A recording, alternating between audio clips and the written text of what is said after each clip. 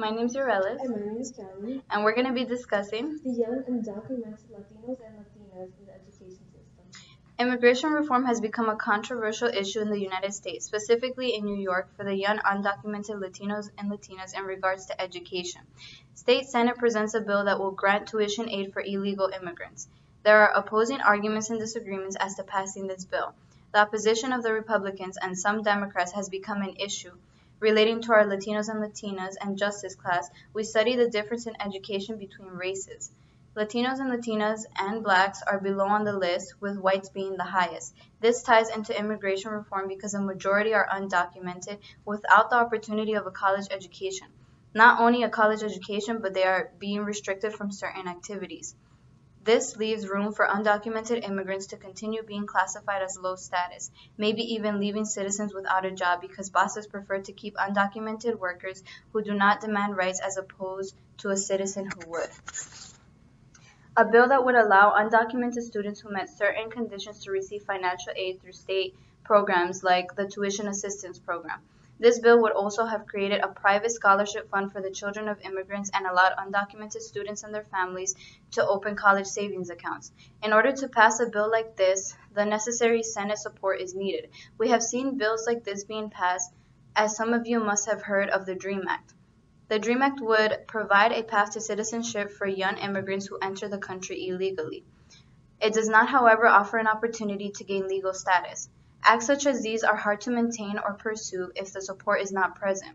Republicans present during this legislation voted against it. Two Democrats named Simcha Felder of Brooklyn and Ted O'Brien of Rochester area also voted no.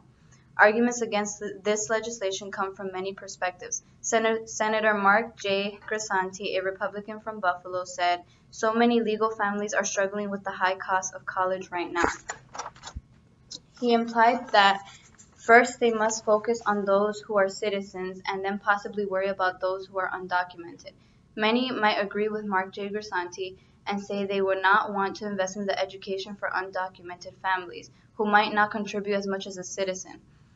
It has gone as far as saying that states will depart. The Democrats have launched an intense lobbying campaign to convince the White House of the electoral damage the party could suffer, specifically in 4 key competitive states: Alaska, Louisiana, North Carolina, and Arkansas. If the Democrats lose 3 of these 4 states, they could lose control of the Senate. Finding the articles was more difficult than we thought, because we wanted articles that really express the struggles an undocumented individual faces. We picked this topic mainly to spread awareness. Even though we may not be facing this ourselves, it should concern everyone because of the simple fact that we live in the same community. I agree with the rights undocumented individuals and families should have. They live practically their whole lives here. Why would they be treated any different when they work just as hard? Students who are citizens in the United States have many advantages compared to those who are undocumented and study in the States. Unfortunately, when it comes to laws dealing with education, the states are the only ones who can make them. If you thought about it, there's no universal law that states that every person, regardless of their race, ethnicity, immigration status, and so on, has the right to education. There's an article in The Guardian that talks about a student who was born in Mexico but moved to the States under an E-2 visa that his father received. After his father lost his job, he went to a lawyer to consolidate his case, where he then found that he had to leave the country. His family chose not to do so.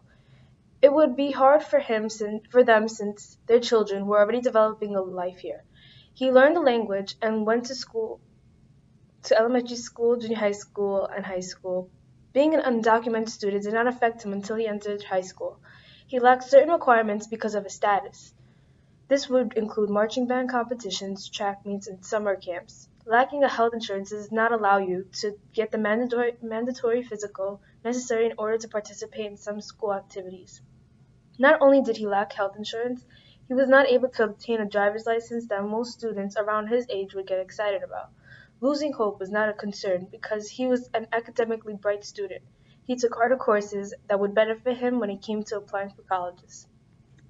Reality of the seriousness of being undocumented soon hit him when he was detained at an airport for trying to travel to the college he wanted to go to, which was Stanford University.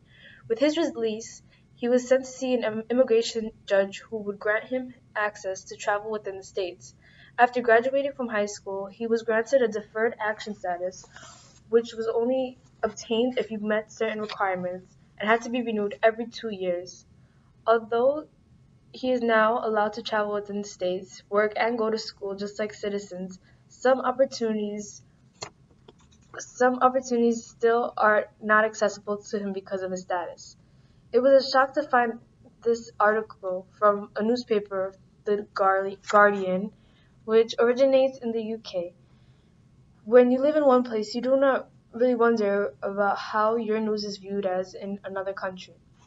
This article was selected because in another country, it is a problem that needs to be heard and solved.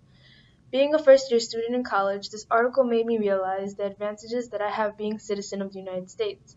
I do not have much of a struggle to take part in school activities. I completely support this issue because I have plenty of peers who work just as hard and sometimes even harder than those who have access to education. We are all humans and deserve equality. Thanks for watching.